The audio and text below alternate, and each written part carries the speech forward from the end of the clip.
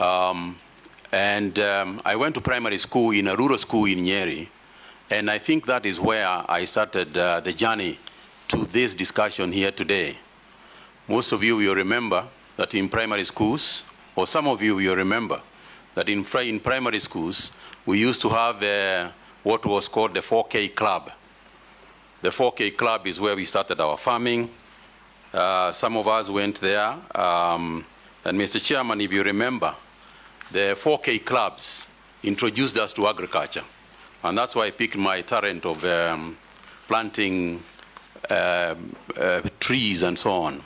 Mr. Chairman, in my primary school, what we did, I lived a rural primary school life where we did a lot of work in coffee. I have carried coffee on my backside towards, to take it to the factories. First in Ishamara, if anybody knows the place, in Nyeri.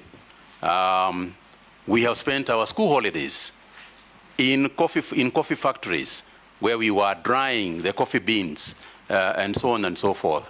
You know what 4K meant? Kuungana, kufanya, kuungana,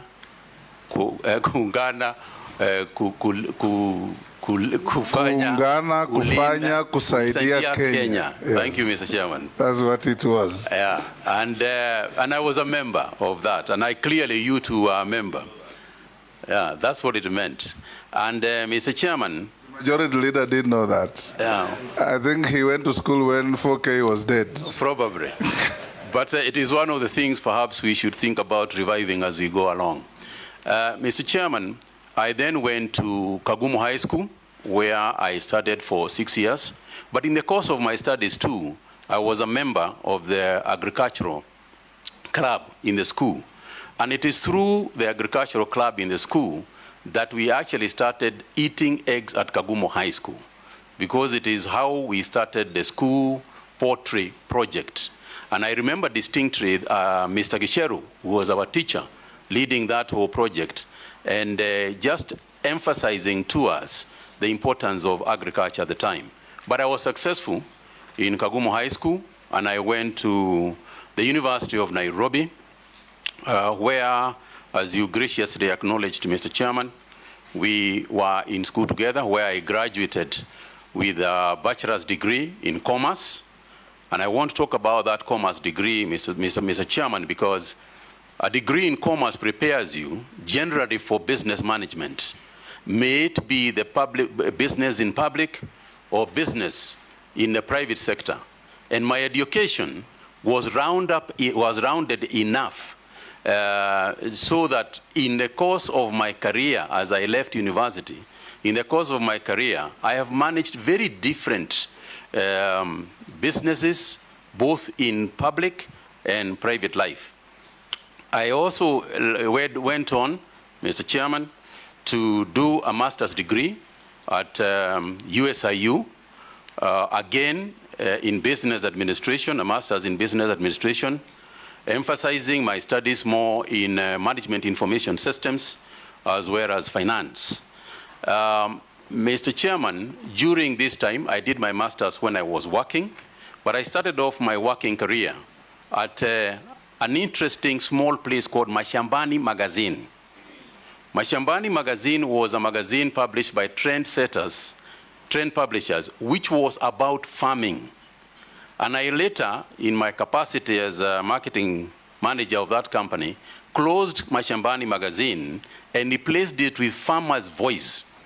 The Farmer's Voice magazine, which I worked for, was actually the KFA magazine. Those of you who remember, the Kenya Farmers Association is the one that owned the Farmer's Voice, which I published and ran for 2 years. So again, Mr. Speaker, that's why I said the journey that I'm going to explain has gone on to attach me to this interview here today. Of course, I would never have foreseen that this was going to happen. So, Mr. Speaker, having finished my education, I went on to run Trend Publishers, which was Viva, better known as Viva Magazine. I left Viva Magazine and joined the Standard Newspaper Group as advertising manager, followed on where I rose in the group which was then owned by Lonro East Africa, to become the Commercial Operations Director. Following my 11 years as an employee of Lonro, I then branched out on my own to start my own businesses.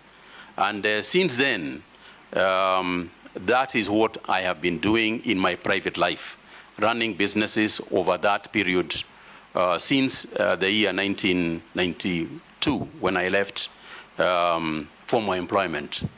Mr. Chairman, after that, during my period in the year 2002, I ran for office. I felt that having done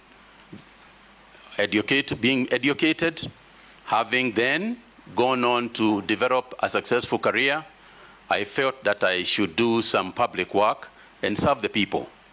And I went to Mukurweini constituency, where I ran for office and was elected in 2002 as a member of parliament for Mukurweini constituency.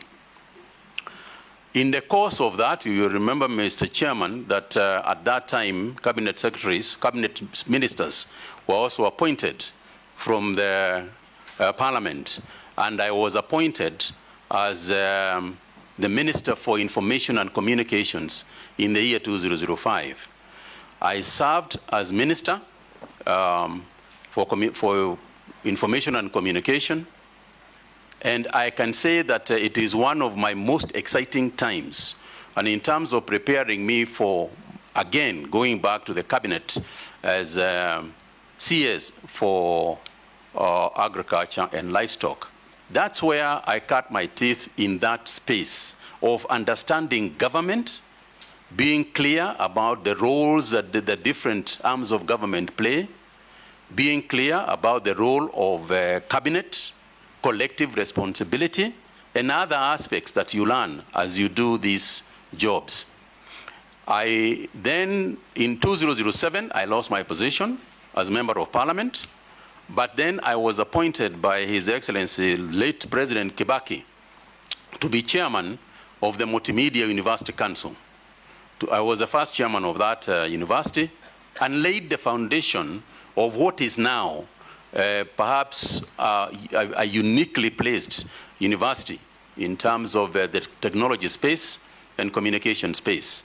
And again, I'm very proud of my work there and what we did. I then, Mr. Chairman, left. Wind up. I then, Mr. Chairman, went to back to Nyeri County, where I became the senator of Nyeri County. Followed after that by my appointment again back to the cabinet as the CS for health in 2019. And Mr. Chairman, all that experience that I have had, both my education, my experience in school, my experience in private sector, my experience as cabinet secretary and the Minister for Information, Cabinet Secretary for Health, have all, in my opinion, ably prepared me